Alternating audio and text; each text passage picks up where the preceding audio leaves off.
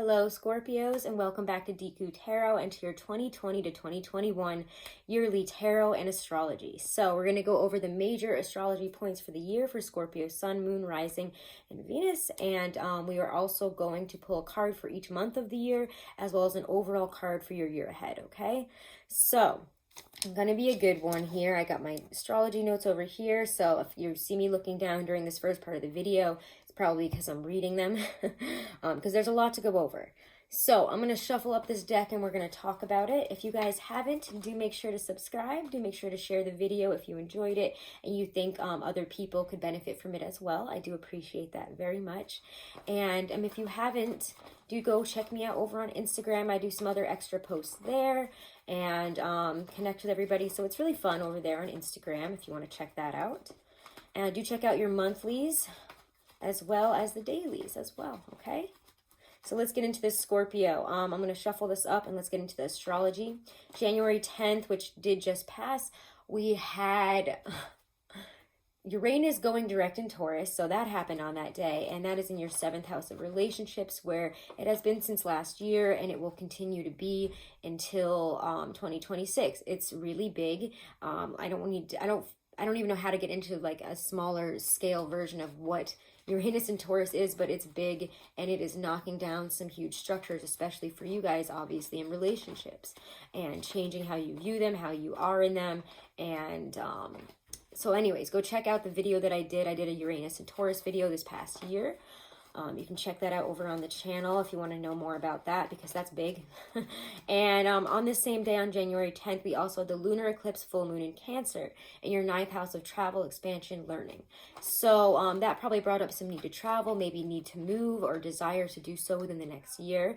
You definitely want to change some things here and definitely want to be really expanding your knowledge, as well as, you know, if you want to go learn something new, go back to school for something, you want to travel, you want to live in a different part of the world, or you want to make that part of your life, that's something that you're going to be focusing on for the next 6 months ahead, because that's how eclipses work. That energy lasts not just for, you know, around, you know, like a month or so, like, or, you know, until the next moon cycle or the new moon after a full moon. Eclipses last for about 6 months energy wise. So January 12th now, we have Saturn-Pluto conjunction, which I'm sure you've heard quite a bit about here from not just astrologers, but everybody, because it's really big and it happens every 33 to 38 years. I think the last time it happened was 1980 or 81, but it hasn't happened with both Saturn and Pluto in Capricorn since the year 1518. Let me get a sip of coffee because we got some stuff to get through. So this is going to be lasting. This conjunction is going to be continuing and hitting again and again for the next 2.5 years. It is the global Saturn return, a karmic return. Do expect, you know, the world around you to change instead of just internally and, you know, your own life.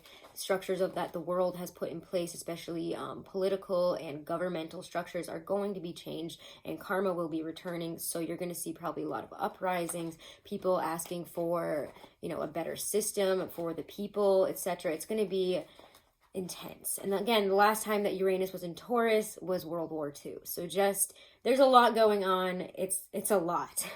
And as I look here, as I'm shuffling, I can see that this is the Ace of Wands in the bottom of the deck. So confirmation, there's going to be a lot happening, a lot of communication, a lot of new thought and movement forward here with this Saturn-Pluto conjunction. And it's not just going to be for specifically you. Again, it's a whole world scale thing here. Because Saturn is this lord of karma, you know, known as, you know, the Greek god Kronos. He brings about, you know, this very structural skeleton in which, you know, a lot of things, you know, which the world is really built around. And Pluto is also an enactor of karma, Hades, and it's called literally the enactor of karma. So it brings about this implosion and transformation from within. So Saturn is the celestial clock, and Pluto is this force that really comes to power when the time is due. And it's going to be big, so expect that to be hitting in a huge way. For you guys, it's going to be hitting a lot, obviously, in your 3rd house of communication and life around you. So you're going to find new ways to communicate, or need to find new ways to communicate, possibly with less manipulation and, you know, talking people into getting, you know, into your way of thinking. I feel like those are things that you're going to be transforming in terms of your communication. Okay, April 4th, June 30th, and November 12th are really wonderful days. It's when Jupiter conjuncts Pluto. They're very lucky. On May 13th to June 25th, we have Venus retrograding in Gemini in your 8th house. So again, that's, you know, what you're typically known to rule, even though signs don't technically really rule houses. It is about death, rebirth, you know, sex, all these, you know, mysteries, digging really deep here. But because it's retrograde, it would probably behoove you to not dig too deep. May 5th, the nodes change here, and the nodes enter Gemini and Sagittarius. The north node goes into Gemini, the south into Sagittarius. So the north node focuses on the information that we can accumulate, and there's going to be a huge focus with it in Gemini on what you're doing, how you're utilizing yourself with what you know.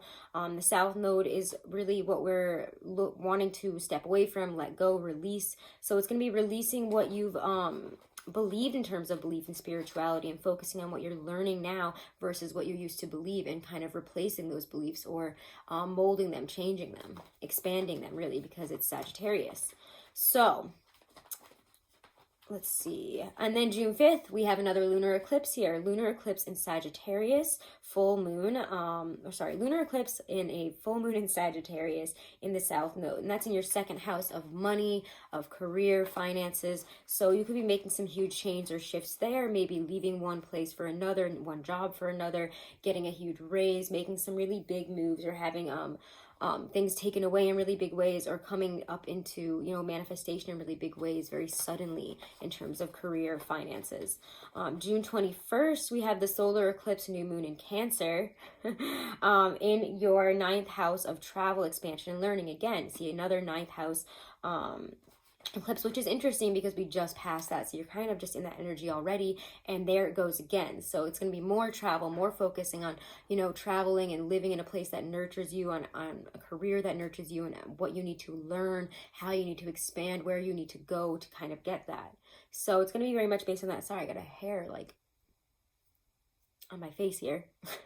Okay, July 5th, we have this lunar eclipse full moon in Capricorn in your 3rd house of communication again. So more focused on, you know, revamping the communication styles, on finding, you know, more balance in mind, body, and soul, and how we communicate with people, and also on siblings, those that are, you know, very close to us. But usually, again, I think it's really just about siblings.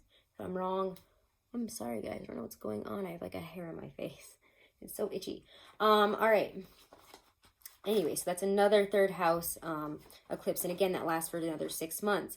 November 30th, here we go again. Another lunar eclipse, full moon in Gemini this time, in your 8th house of sex, taboo, death, other people's money, your existence. So you're going to be probably really looking again on those areas of your beliefs, your mysteries, digging deep and trying to bring things out into the open, your truth, your understanding of things, releasing, you know, maybe grief over deaths, over for some people could even be coming out of the closet. I don't mean just in a sexuality kind of way, but, you know, bringing things out of the closet that you have never talked about, you know, beliefs or truths that, you know, you haven't told anybody about. So that's another really big, it's going to be a really intense clearing out year with all these eclipses. December 14th, we have this total solar eclipse, new moon in Sagittarius in your 2nd house, again, of finances, possessions, material security, value. So more, again, about money and about career. We're going to have some changes there. Again, possible really big manifestations or really big opportunities, offers in terms of that, or, you know, seeing a big influx in these areas, as well as possibly leaving a situation that was, you know, a career situation, a money situation, in search of something new, or, you know, revamping it in a huge way. Whew. All right, December 21st, we have the great conjunction, the Jupiter and Saturn conjunction here. So Jupiter is the planet of luck. Saturn, again, is of structure. And the structure of humanity will be tested. And we're going to get to that. We're going to cross that bridge when we get to it, because that's a lot to uncover. And just another interesting tidbit, in America, the election day, we have Mercury stationing direct. Going to be interesting, right? So let's start pulling cards here. Let me move these notes out of the way now. And we're going to start pulling some cards on your year ahead here, okay? First, we're going to pull your overall card for the year for Scorpio, Sun, Moon, Rising, and Venus in 2020.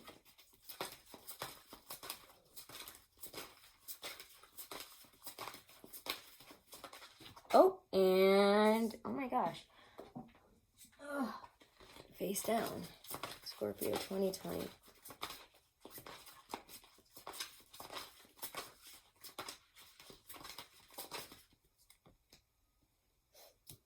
All right.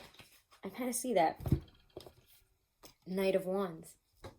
The Knight of Wands brings up, for me, often, you know, kind of a traveler energy. He brings a kind of that chaotic excitement energy. Like, I don't really know where we're going, but we're riding this wave of passion, riding this wave of energy here that's going to take us to the next big thing. I want to do this, so I'm going to go for it. I want to do that, so I'm going to go for it. I want to travel a lot because, again, I don't know. For me personally as a reader, I often see the Knight of Wands as a card of travel, of excursions, of moving even. So it could be a big year in terms of travel and moving. I mean, I'm not surprised with all that ninth house energy that's really still kicking around. I think it's going to be making a lot of huge changes, obviously, over the next year ahead. So expect a lot of travel, expect following your passions, expect excitement, and, you know, to be that next big thing to a lot of people. Like you, actually, what you're bringing to the table. People are excited about you. They want to give you things, and you have this really wonderful, fiery energy around you that you can do a lot with. And it's like, what do you want to do with it? Because everybody is looking at you like, I want to work with you. I want something to do with that. I want to be a part of you. Like, I want to be a part of your energy, your world right now, because you're looking good.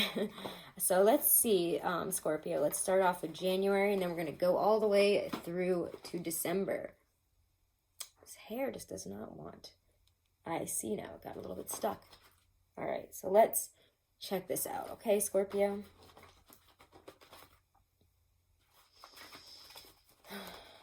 January 2020 for Scorpio. Overall theme of the month. Okay, February 2020 for Scorpio.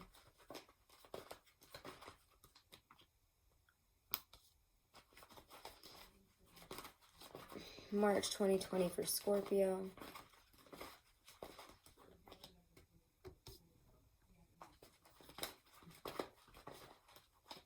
March. April.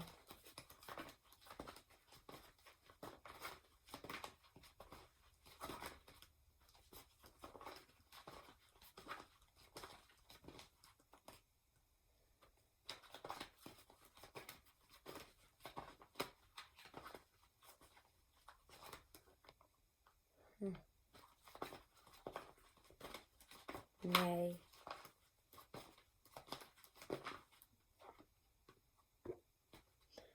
Now we're cooking. June. July 2020. July 2020.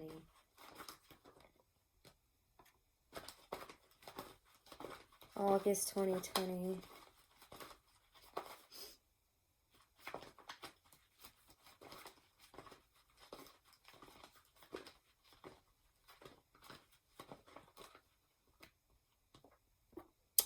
All right, there we go. September 2020. September 2020 for Scorpio. One at a time, please. These cards are kind of difficult to shuffle. They've been through quite a bit. September 2020 for Scorpio.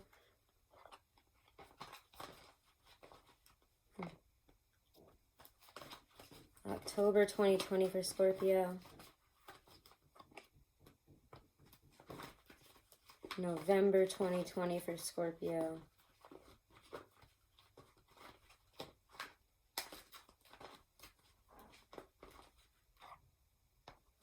December 2020 for Scorpio.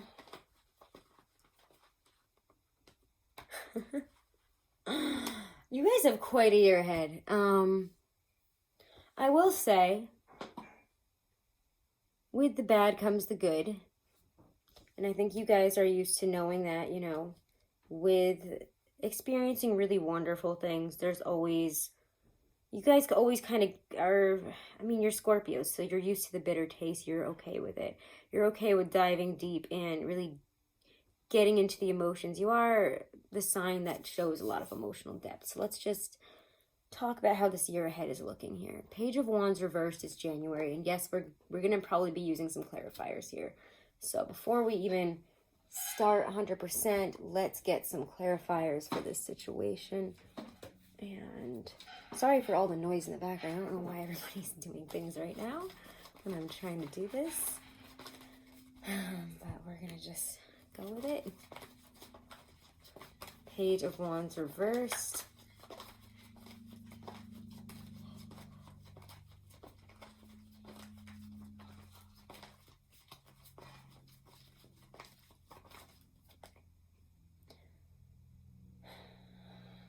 A dream was cut short, it feels like, or something that somebody or something that you really believed in, that you really didn't expect to go this far, has probably proven you wrong.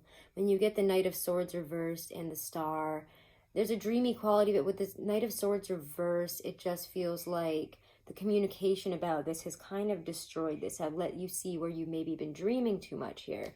Page of Wands reversed here again is just this, you know,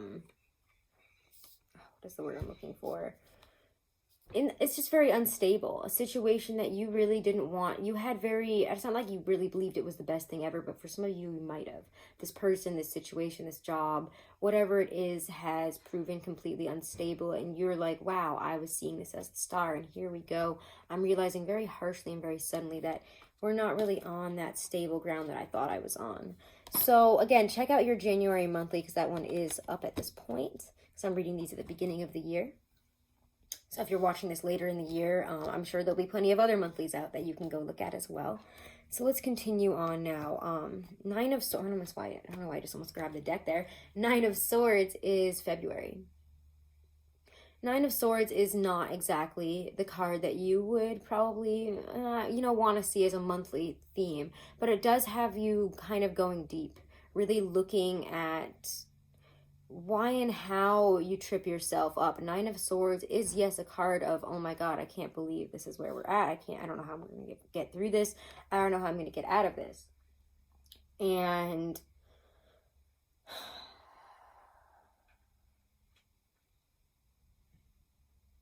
I mean, it's a very harsh feeling of loss, of despair, of cruelty, of why did it have to be this way?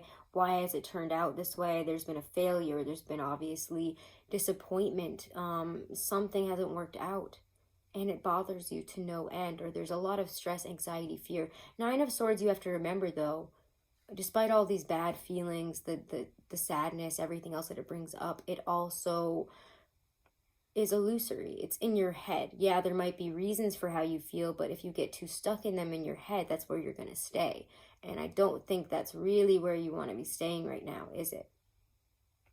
So February is going to show you kind of battling some inner demons here, working through some feelings of, I don't know, just resentment even of yourself, of, what is the word I'm looking for? Beating yourself up to a really bad place, a fearful, a shameful, I shouldn't have done that kind of place. But again, that's just one card. That's the theme of the month. It doesn't mean that that's how the whole month is going to be. Don't worry, we'll cross that bridge quite soon. Judgment reversed is March. Judgment reversed is an interesting placement and an interesting feeling, just because it does bring up this fear of the unknown, fear of whatever you're being asked to change here. And what's coming up here is something that needed to be changed probably a while ago, 1, 2, maybe 3 times. It's bringing up a lot of past issues. It brings up past, arguments, fights, whatever this issue is, it's been here before and we haven't done something about it. So when it comes here again in March, you might really just want to turn your head away and say, I didn't have anything to do with that. But Judgment Reverse is kind of a call out. It shows you that you would rather isolate and separate yourself from the truth and from moving forward, rather than, admitting possible guilt, possible something that you've possibly done wrong, something that didn't turn out the way you expected, and now you kind of don't want to admit that you were in the wrong this whole time. Maybe you took a really intense stance on something and it didn't really go that way. And it comes up again here, or situations again that need to be changed in terms of beliefs, in terms of how we're going about things are going to come up, and you're going to need to change them. So you're going to have to really look up, why does this problem keep coming up? Why does this feeling of, you know, shoot, like shame, like I don't really want to face this because I know maybe I'm in the wrong in this situation, or I know that I have to fix this, so I don't really want to look at it. It's that kind of vibe. But again, judgment will always bring up, you know, what you need to change. It will say, bring out your dead, whether you like it or not. April, we get the Eight of Swords. So the first half, and up until April, you guys are working through some deep stuff here.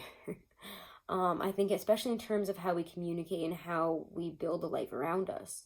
So, Eight of Swords here is an interesting position, but it's not totally at a loss. It's not the Nine of Swords. It is going to say, I'm stuck in this position and I don't know how to move forward, but you're unwilling to see what your role in that situation really is. Maybe you have bound yourself to something in terms of, you know, I have to do this job even though I hate it. I have to do this thing even though it doesn't really work for me anymore. I don't want to see that what I have to do to get out of this might be ending something that I don't want to end, or, you know, doing something that I fear doing. There is fear and your own manipulation on yourself here that stops you from pushing forward. And we'll cross, I mean, obviously in the monthlies, we're going to go much deeper into what's going on and what's happening each month, but Eight of Swords says you need to really look at this situation from the perspective that you have a lot more power than you do. So in April, remember that you do still have power, especially so, yeah, March and April are very much about needing to face some areas where maybe you stopped yourself. It's kind of like, again, a call out a little bit. And it might be a little bit uncomfortable for a couple months, feeling like, you know, the world is calling you out, or people are calling you out and saying, you need to change this, you need to do this, you're not doing this right, and you need to fix this. And you might not be comfortable with it, but there we go. In May, Ace of Swords, you're overcoming something, triumphing something, having a real intense change in your mind here, changing your mindset and possibly in your goals and your path forward. Ace of Swords to me is triumph, victory, and with that sword energy, it really clears out the old and ushers in this brand new, very sharp, very succinct, I know where I'm going, you know, it has a lot of great oomph to it, a lot of force and a lot of triumphant energy in terms of overcoming, especially, you know, the Nine of Swords, Eight of Swords that we've seen now in the past few months. So Ace of Swords in May is really a card of overcoming, of, you know, getting some really good decisions, you know, pushing forward in a really specific way, having that triumph that we've been kind of waiting for. I really like that in June we have the Five of Cups reversed. We're focusing on what we have now, what's been offered to us, and where we can take it. We're no longer focusing on those 3 cups that have been spilled. Well, why couldn't it have been this way? Why did it have to be this way? Why did it have to, you know, end like that? Why did they have to do this to me? The betrayals, the hurt, you know, even if you had a role in it, you know, you're going to be lamenting. There's a lot of lamenting that with the Five of Cups, and grief and sorrow and what could have been. But Five of Cups reverse is focusing more, to me, on the 2 cups that we've got right there moving forward. You're ready to let go of the past and really turn your attention towards what you do have, the appreciation for what you do have in the now, where you can take it. So you move past a lot of negative energy, and in the summer it does feel like, yeah, you're getting through some really good, so you're getting to a much better place here in the second half of the year. So don't worry. All right, July is Page of Pentacles. I almost got that confused. I was like, June, July, Page of Pentacles here. Page of Pentacles is great in that he's like the essence of earth energy. I have an idea. I have something to bring to the table. I have a seed I really want to plant, you know, learning, money, finances, whatever it is. It's going to prove, you know, because it is Pentacles, financially and materially stable for you in the future. This is something that often brings money, home, accomplishments, possibly life, if, you know, it's children that you're up to, because sometimes pages, especially Page of Pentacles, is that kind of energy, you know, let's build something together, like I really want to build this with you, or, you know, I want to have a child with you kind of energy. But yeah, the Page of Pentacles is just very, really willing to work hard, it has that youthful energy of like, let's do this, like, where are we going to take this? He might not be the best, you know, I mean, he's not like the Knight of Pentacles, always on time, not procrastinating all the time, but he has this essence of, yeah, let's do this, I have something to bring to the world, and let's try it. So in July, you might be starting some new projects, having new ideas presented to you, receiving some money here, again, wanting to really learn something that you think is going to bring you money and benefit you, especially materially in the future. August is really great. You guys get the Emperor. Sometimes, occasionally, you guys show up to me as the Emperor in readings. And it's because you have that just intense scorpionic energy. It's, I don't know. You guys just show up to me as the Emperor sometimes. It might be because it's, you know, Mars, or I don't know. Anyways, the Emperor is a card of, I don't know, he really stands in his own power. He has authority. He commands authority in his life. And it feels like in this first half of the year, you know, at least the first 4 months, you're trying to grapple with the authority on your life, but you weren't able to maybe even face some demons by that point, or you weren't, it was difficult to. But by August, you guys are the master of your own domain. And in a lot of ways, the Emperor combines all the force and, you know, all the energy of all the different kings. So it's, you know, emotionally, mentally, spiritually, and materially very in control of your life. You might be showing up as the master of something, or joining a really huge company project, or something that, you know, puts you on the map. You're in the limelight. You've chosen to do what you want with that fire energy of the Knight of Wands by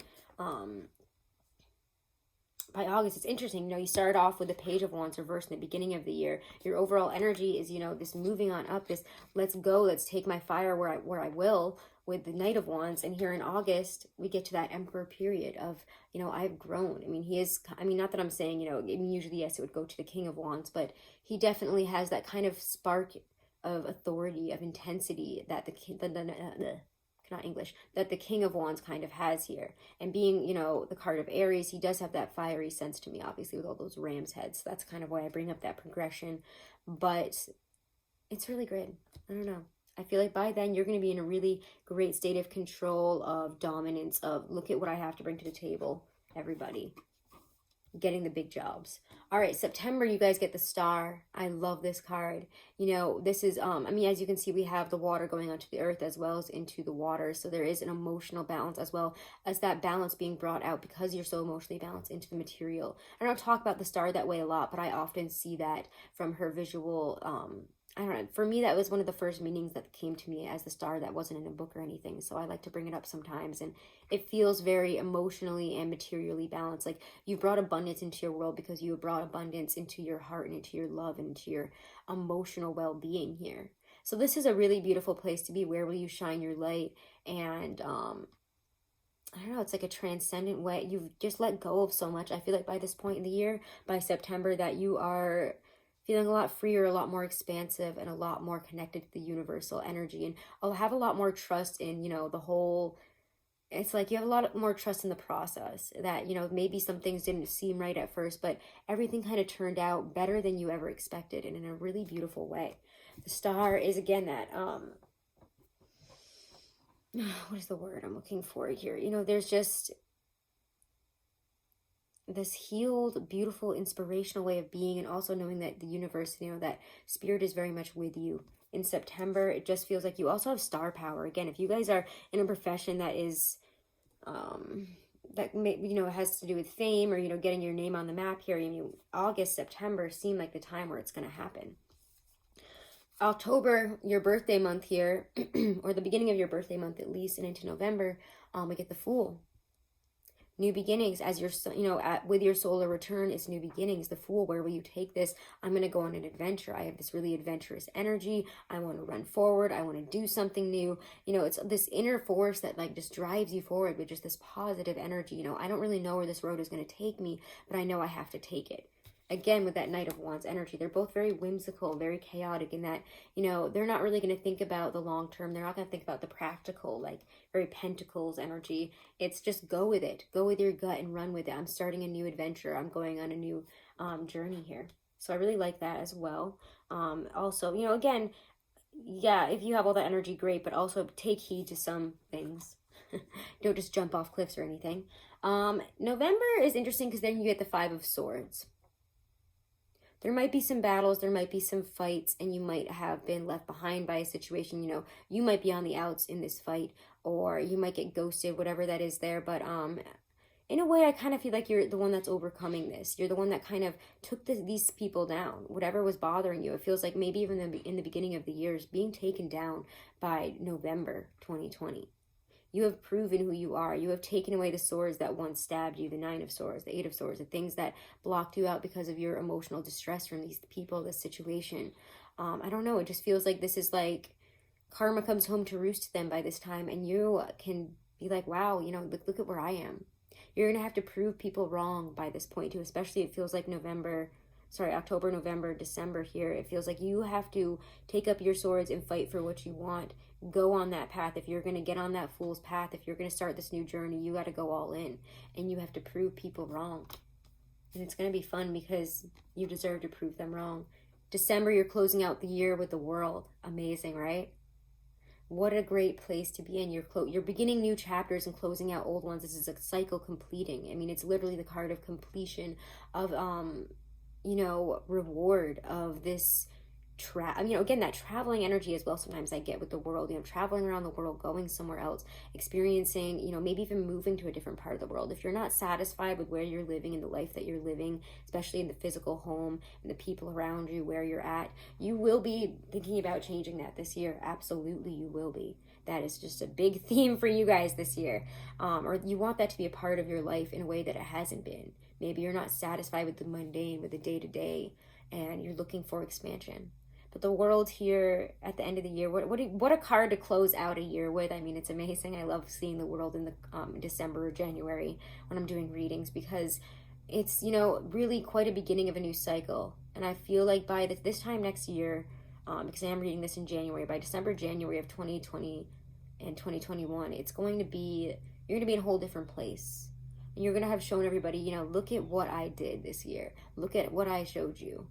Look at how I came up to be. Look at who I am now. It's attainment of the wealth and abundance, the recognition, the rewards, all the things that you were looking for. There you go. It's going to be a year. And I'm not saying it's going to be an easy one, but I'm saying it's one that you guys can definitely handle. All right, so those are your messages for the 2020 to 2021 year ahead, guys. I really enjoy your year ahead. It's very Scorpio. What else was I expecting? Do check out your monthlies as well as the dailies. If you want to book a private reading, guys, all that info is always right below this video in the description box.